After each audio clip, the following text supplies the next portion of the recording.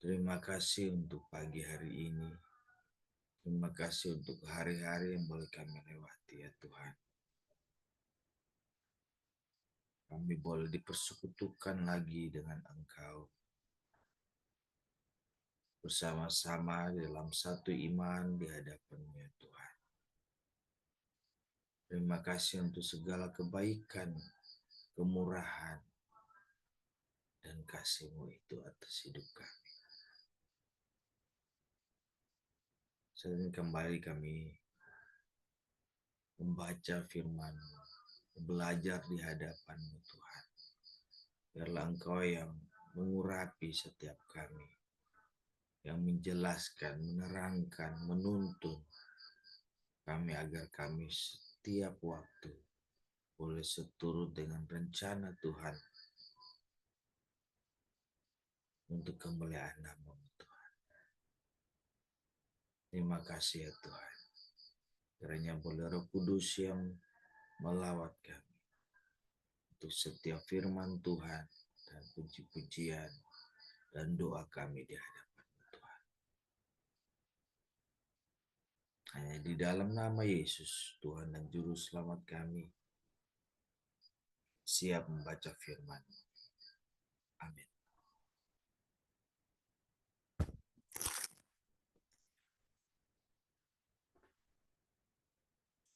Baik, shalom Bapak Ibu yang terkasih. Akan Shalom. kembali membaca firman Tuhan untuk yang hari yang Tuhan berikan bagi kita.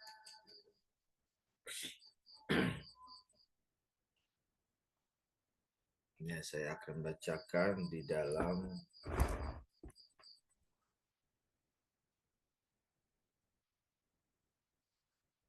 kitab atau surat Roma pasal yang ke-8 di ayat yang ke-31 sampai 39. Tuhan menuntun saya untuk berbagi kepada kita tentang bagaimana kehadiran Tuhan yang bawa kita dalam suatu kekuatan atau perubahan ataupun hal-hal yang spektakuler terjadi dalam kehidupan kita. Baik, di dalam surat Roma pasal 8 ayat 31 sampai 39, demikian bunyinya, yaitu keyakinan iman. Sebab itu, apakah yang akan kita katakan tentang semuanya itu? Jika Allah di pihak kita, siapakah yang akan melawan kita? Ia yang tidak menyayangkan anaknya sendiri, tapi yang menyerahkannya bagi kita semua, bagaimanakah mungkin ia tidak menguraikan segala sesuatu kepada kita bersama-sama dengan Dia? Siapakah yang akan menggugat orang-orang pilihan Allah?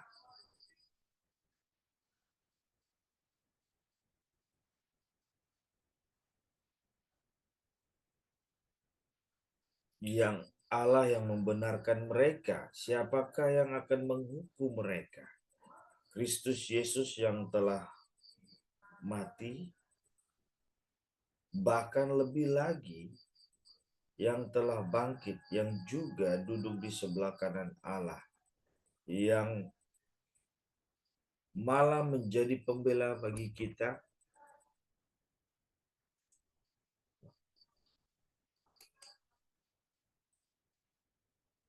Siapakah yang akan memisahkan kita dari kasih Kristus? Penindasan atau kesesakan atau penganiayaan atau kelaparan atau ketelanjangan atau bahaya atau pedang. Sebab seperti ada tertulis, oleh karena engkau kami akan dalam bahaya maut sepanjang hari.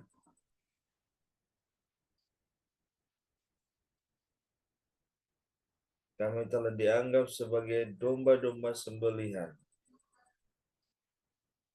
Tetapi dalam semuanya itu kita lebih daripada orang-orang yang menang oleh Dia yang telah mengasihi kita. Sebab aku yakin bahwa baik maut maupun hidup,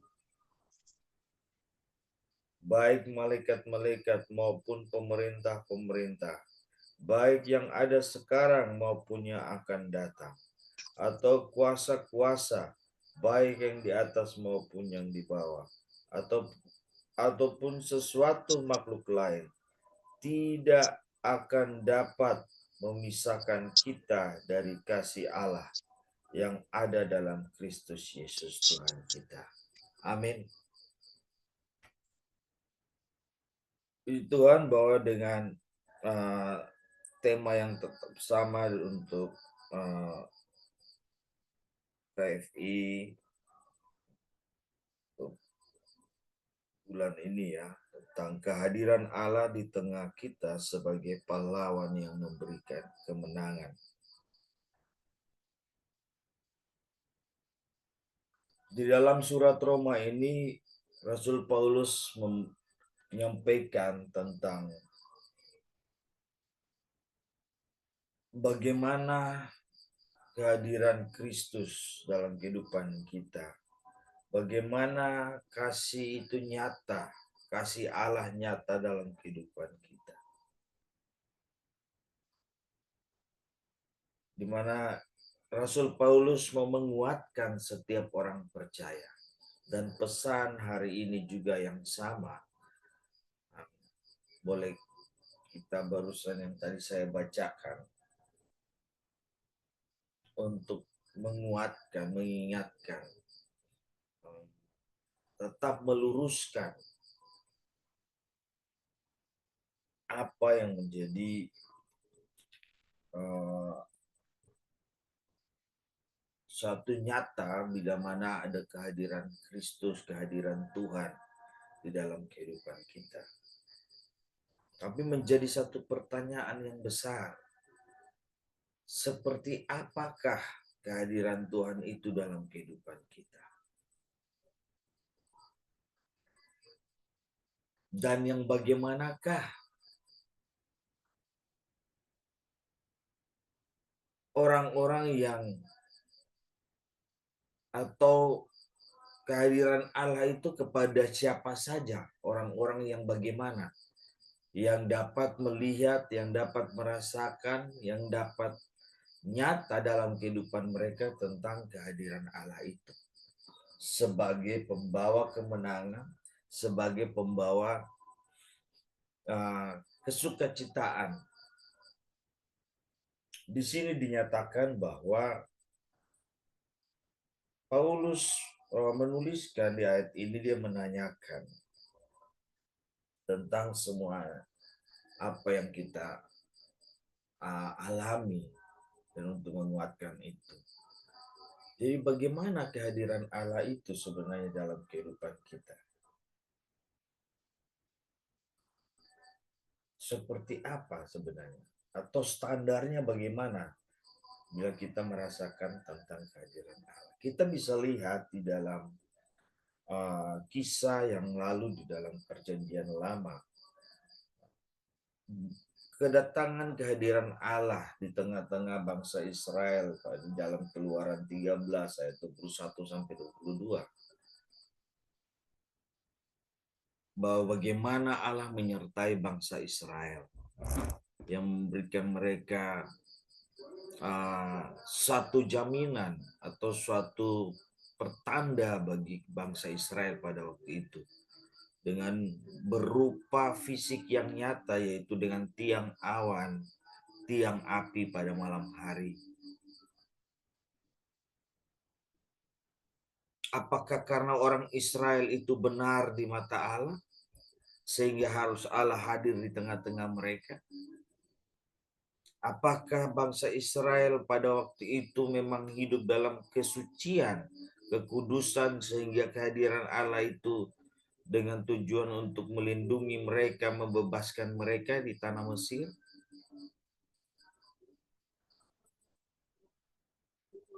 Tapi tidak demikian. Oleh karena kasih kembali seperti itu. Karena begitu besar kasih Allah. Sehingga bukan standar seseorang ataupun sekelompok ataupun yang kita lihat di dalam Keluaran tentang bangsa Israel. Tapi karena semata-mata kasih Allah. Kehadiran Allah itu oleh karena menunjukkan betapa kasihnya Dia terhadap manusia. Bahkan Dia menuntun, Dia mengajar kepada Musa pada waktu itu tentang bagaimana mempersiapkan diri saat Dia akan hadir di tengah-tengah bangsa Israel pada zaman itu. Saat Dia mau menunjukkan kasih-Nya yang besar itu. Yang kedua, bagaimana sih kehadiran Allah itu? Dalam bentuk seperti apa? Yaitu dalam Ulangan 4 ayat yang 7. Di mana Tuhan menyatakan aturan hukum, ketetapan dari Dia kepada manusia, kepada bangsa Israel pada waktu itu. Itu juga merupakan suatu bentuk kehadiran Allah yang nyata. Berdasarkan kasih. Bukan berdasarkan atas perbuatan mereka. Jadi terkadang orang memikirkan, oh kehadiran Allah kita harus hidup suci, kudus. Dengan cara kita baru bisa menghadirkan Allah dalam kehidupan kita.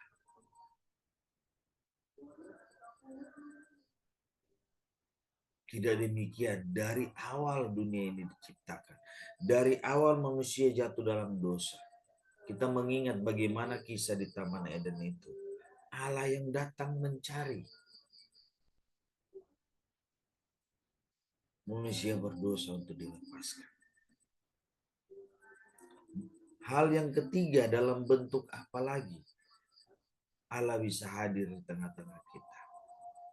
Sekali lagi, bukan karena perbuatan baik kita, bukan karena persiapan kita. Karena Alkitab mengatakan tidak seorang pun mengenal Allah. Allah yang mengenal kita. Tidak seorang pun yang mencari Allah. Tapi Allah yang mencari kita. Tidak seorang pun yang berkeinginan untuk menghadirkan Allah dalam kehidupan dia. Tapi Allah sendiri yang hadir di tengah-tengahnya.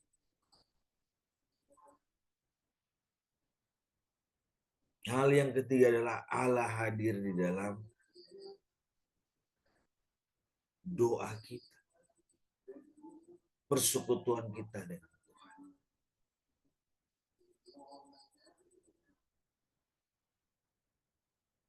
Yang dimana dicatat juga di dalam Mazmur 22 ayat 4. Bahwa Tuhan bersemayam di atas puji-pujian Israel. Tapi di dalam tahapan-tahapan itu, kehadiran Tuhan untuk membebaskan, menyatakan kasih-Nya, kembali ditegaskan bahwa bukan semata-mata oleh karena persiapan kita, kekudusan kita, kesucian kita, atau panggilan kita kepada Tuhan, maka Tuhan baru hadir. Tidak demikian. Tapi Tuhan mau menyatakan, Dia telah mengatur dari waktu demi waktu, bagaimana Dia akan hadir di tengah-tengah kita. Bukan dalam bentuk tanda yang nyata kehadiran Dia seperti zaman Israel saja, tetapi juga di dalam puji-pujian, di dalam doa, di mana kan Yesus juga menyatakan itu. Berdoalah setiap. dengan tidak jemu-jemu. Dan bahkan dengan nyata Yesus menggambarkan kehidupannya pada waktu dia ada di bumi. Waktu-waktu bagaimana dia menghadirkan ataupun Allah mau bersekutu dengan Yesus. Bapa mau bersekutu dengan Yesus, yaitu melalui doa. Itulah bentuk-bentuk kehadiran Allah dalam kehidupan kita.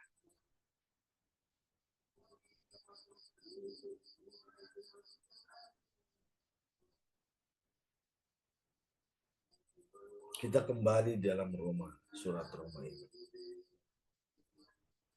Jelas Rasul Paulus mengatakan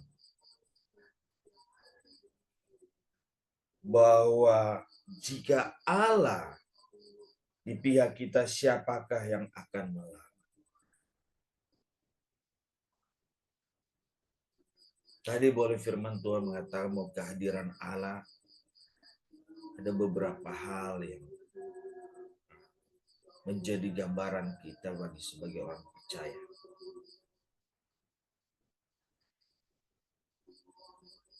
Tapi terkadang saat ini kita hanya merasakan perasaan saja bahwa Allah ada bersama kita. Tapi sesungguhnya kita tidak mau mencari Allah. Kita berusaha mengarahkan pikiran kita, perasaan kita bahwa oh, Allah hadir bersama kita. Pasti saya bisa menang. Tapi untuk memenuhi semua keinginan kita, bukan keinginan Allah. Bukan tujuan Allah. Kita selalu mengarahkan perasaan pikiran kita saat ini untuk menyatakan bahwa seolah-olah memastikan bahwa Allah di pihak kita. Padahal kita harus evaluasi kehidupan kita. Sejauh mana kita merindukan atau mempersiapkan diri. Seperti Musa pada waktu itu untuk mempersiapkan diri untuk kehadiran Allah bagi bangsa Israel. Sebagaimana Kristus juga menyatakan itu untuk mempersiapkan, untuk menyatakan kasih Allah itu bagi dunia, bagi kita semua dalam pengampunan dosa. Rasul Paulus menanyakan itu, siapakah yang akan melawan kita? Jadi betapa besar, betapa mulia jika Allah bersama kita. Tapi jangankan itu hanya perasaan, tapi sungguh-sungguh nyata kehadiran Allah itu yang akan kita nyatakan bagi semua orang, bagi diri kita, bagi kehidupan kita, bagi dunia ini. Bahwa jika Allah sungguh-sungguh ada dalam kehidupan kita, maka tidak ada satupun hal yang dapat menghancurkan.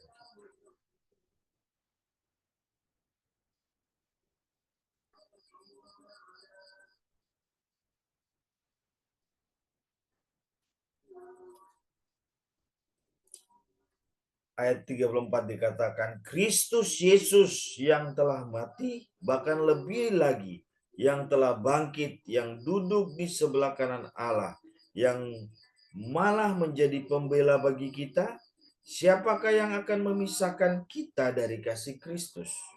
Penindasan atau kesesakan atau penganiayaan, atau kelaparan atau ketelanjangan, atau bahaya atau pedang. Ada kisah yang nyata beberapa waktu lalu terjadi di Padang ya Bapak Ibu yang mendengar dan juga menyimak bagaimana peristiwa terjadi itu pengerusakan rumah doa. Saya mau mengaitkan bagaimana kehadiran Allah di tengah-tengah peristiwa itu. Tapi sesungguhnya yang saya terlihat sampai hari yang kemarin bahwa peristiwa yang itu terjadi bukan karena kehadiran Allah dan memenangkan atau dengan ada perhatian dari pemerintah atau ada penyelesaian masalah. Tetapi malah apa yang terjadi? Terjadi ketidaksatuan di dalam tubuh Kristus khususnya di Padang. Menjadi 3 kelompok. Akhirnya seperti yang Rasul Paulus katakan di sini. Siapakah yang memisahkan kita dari kasih Kristus? Penindasan atau kesesakan atau penganiayaan atau kelaparan, ketelanjangan atau bahaya atau pedang? Kasih Kristus begitu besar untuk menyatukan, mengeratkan, menjadikan kita satu. Sekalipun ada penganiayaan, tetapi hal yang terjadi saat ini, khususnya yang saya sampaikan untuk konteks yang ada terjadi di Padang. Penganiayaan itu bukan untuk menyatukan lagi, malah memisahkan tubuh Kristus. Berarti firman Tuhan benar. Jangan-jangan kita hanya berperasaan bahwa kehadiran Allah itu yang memenangkan kita. Allah tidak dijadikan sebagai pahlawan sebagaimana Mazmur menuliskan bahwa Allah itu seperti Allah yang perkasa, gunung batu, tempat perlindungan dan lainnya. Tetapi dalam konteks masalah yang ada di Padang, semua orang percaya tubuh Kristus berkeinginan untuk menjadi pahlawan. Bukan menjadikan Allah sebagai pahlawan yang memberikan kemenangan.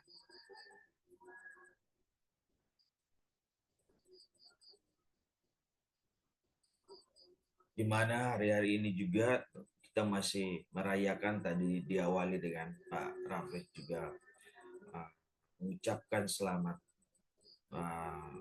perayaan 17 Agustus tentang kemerdekaan kita. Tapi banyak kita juga mendengarkan bagaimana penyampaian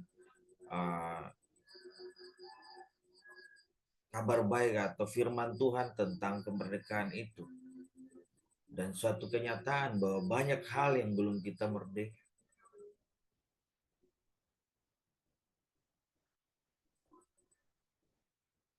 Yang saya mau sorot yaitu tentang kehadiran Tuhan.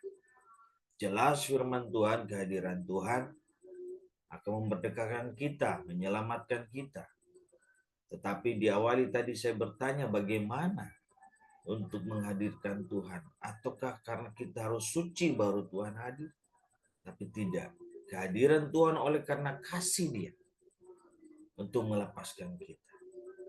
Dan bagaimana kita merasakan benar-benar kehadiran Tuhan itu? Kalau bangsa Israel melihat dengan tiang awan, tiang api.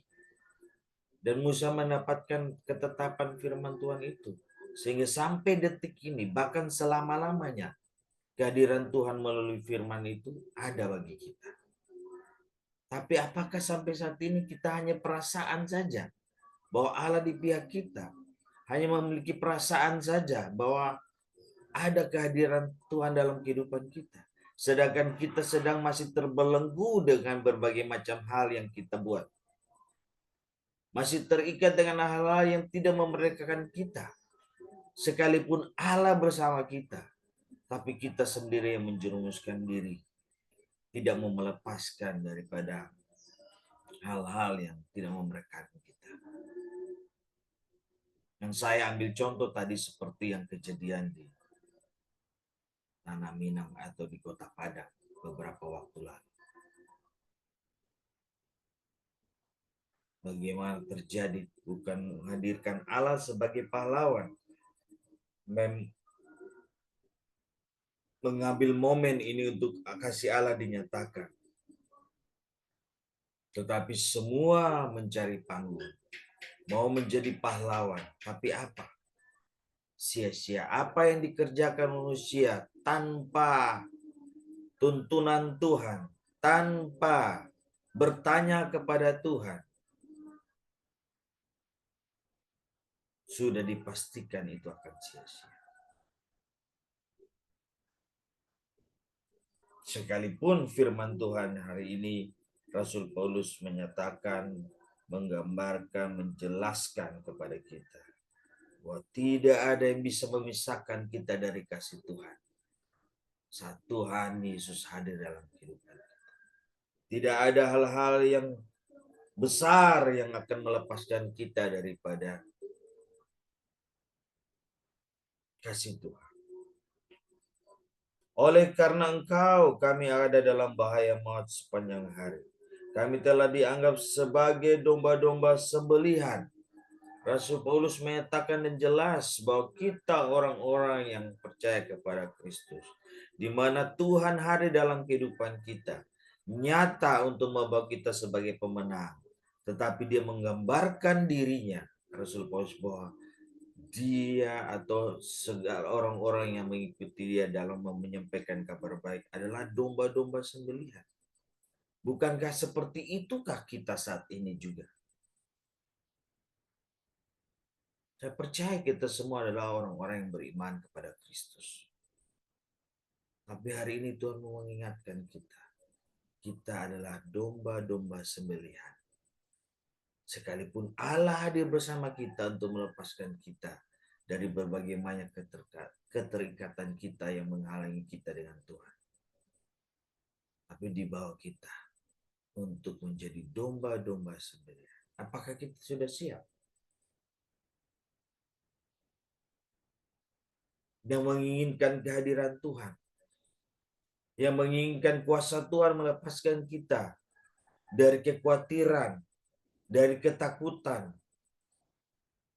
dari kegagalan.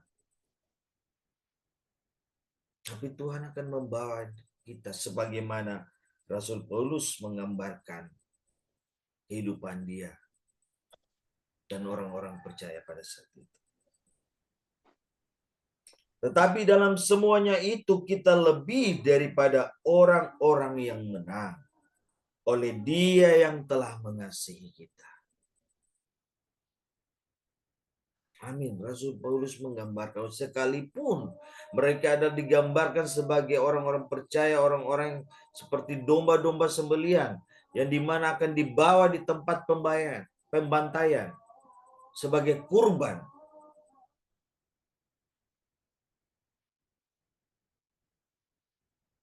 Tapi dia menguatkan kita. Sekalipun kita akan dibawa di tempat pembantaian,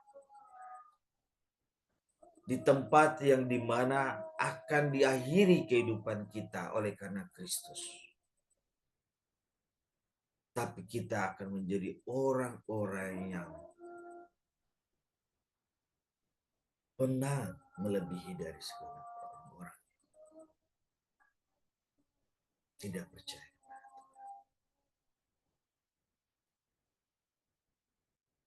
Sebab aku yakin, kata Rasul Paulus, bahwa baik maut maupun hidup, baik malaikat-malaikat maupun pemerintah-pemerintah, baik yang ada sekarang maupun yang akan datang, atau kuasa-kuasa baik yang di atas maupun yang di bawah, ataupun sesuatu makhluk lain, tidak akan dapat memisahkan kita dari kasih Allah yang ada dalam Kristus Tuhan kita.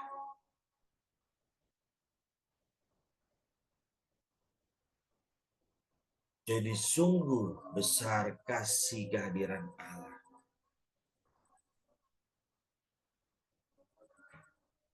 Akan melepaskan kita.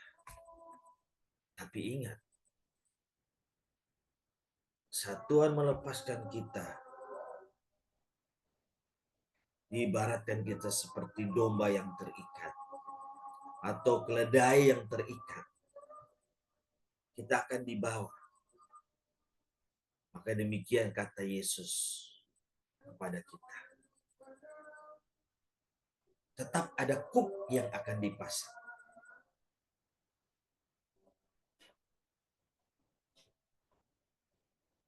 Jadi boleh kita berkata dengan iman yang penuh di hadapan Tuhan.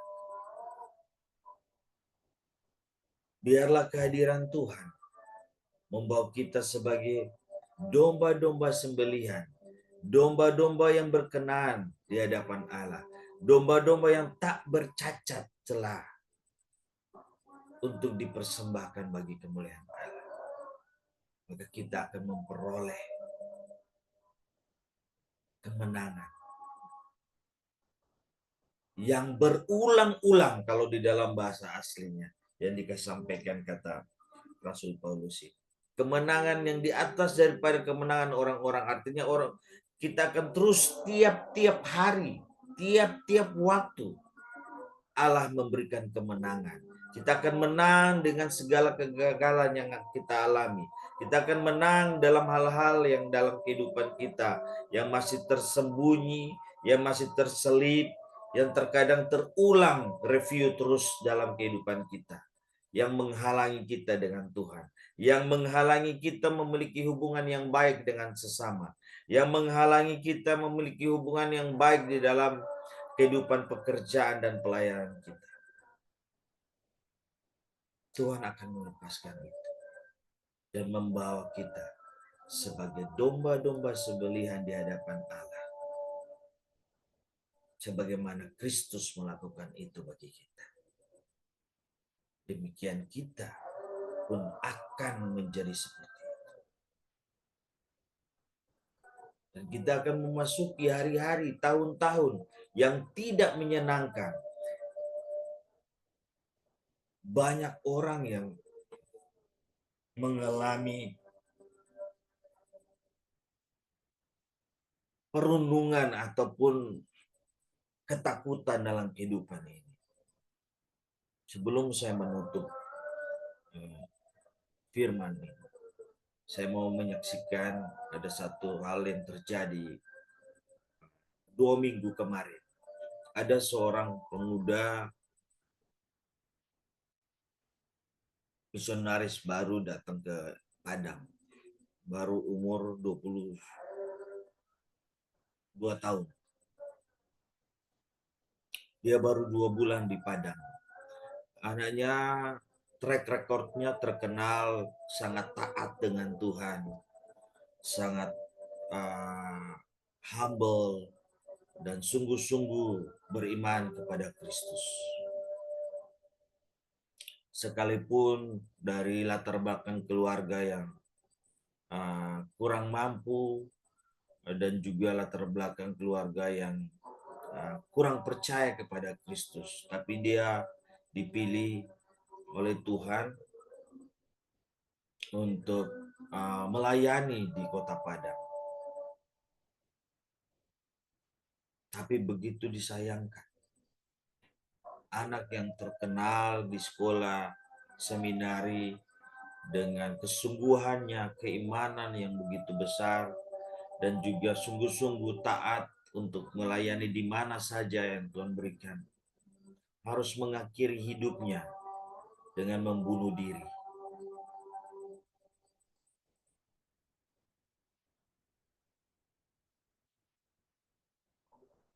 Mengakhiri hidupnya. Karena apa? Karena ketakutan. Didapatkan dari peninggalan di handphonenya, bagaimana terekord apa yang dia berbicara ataupun memiliki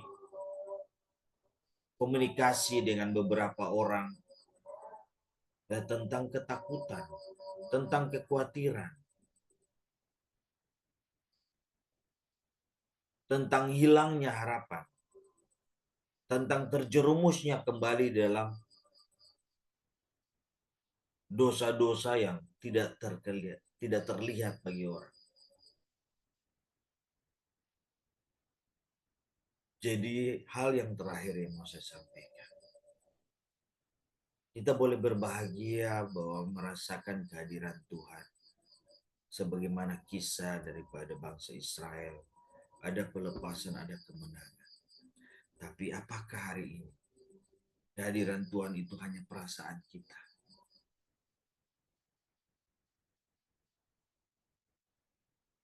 Atau kita tahu dengan pasti menceritakan kepada semua orang kehadiran Tuhan seperti yang tadi saya sampaikan.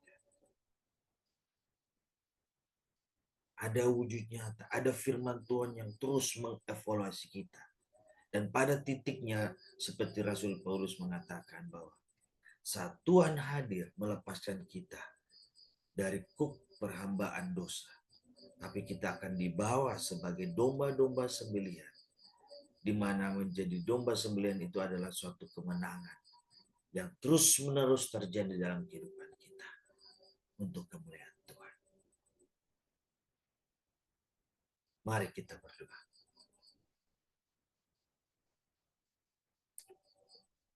Bapa dalam surga, kami boleh bersyukur atas semua firman yang boleh kami baca.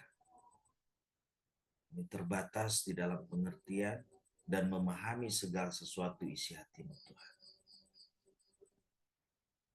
Terima kasih Tuhan yang mencari kami. Terima kasih Tuhan yang mau hadir dalam kehidupan kami. Kami adalah orang-orang berdosa. Orang-orang yang tidak layak di hadapan-Mu Tuhan.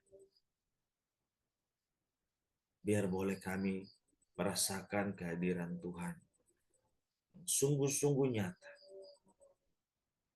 dalam setiap kehidupan kami. Dari kuasa Roh Kudus, dari pembacaan firman Tuhan, ataupun pengalaman spiritual bersama-Mu Tuhan. Boleh itu menjadi bekal kehidupan kami untuk memberitakan Injil. Terima kasih Tuhan, Engkau melepaskan kami semua daripada ikatan dosa. Membawa kami sebagai domba-domba sembelihan yang kudus di hadapan. Dan boleh kami mendapatkan kemenangan itu dalam Kristus Yesus, Tuhan Juru Selamat kami untuk selamanya. Terpuji, termulialah Engkau Tuhan. Di dalam nama Yesus kami berdoa mengucap syukur. Amin.